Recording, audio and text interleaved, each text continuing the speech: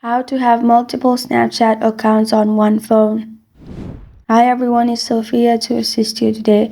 Without any delay, let's jump right in. First, open Snapchat.